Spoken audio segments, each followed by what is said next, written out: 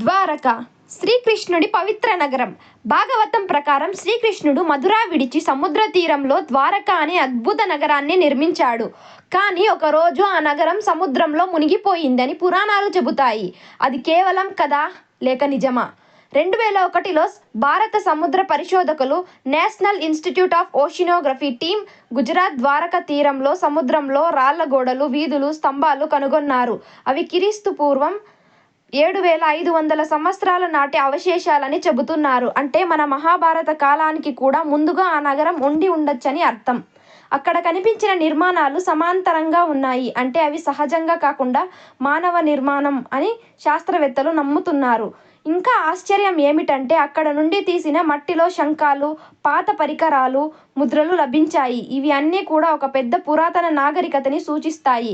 కాబట్టి ద్వారక కేవలం పురాణ గాథ మాత్రమే కాదు, అది నిజంగా ఉన్న మునిగిపోయిన నగరం కావచ్చని పరిశోధకులు చెబుతున్నారు. మీకు ద్వారకా నగరం నిజంగా ఉన్నట్టే అనిపిస్తుందా?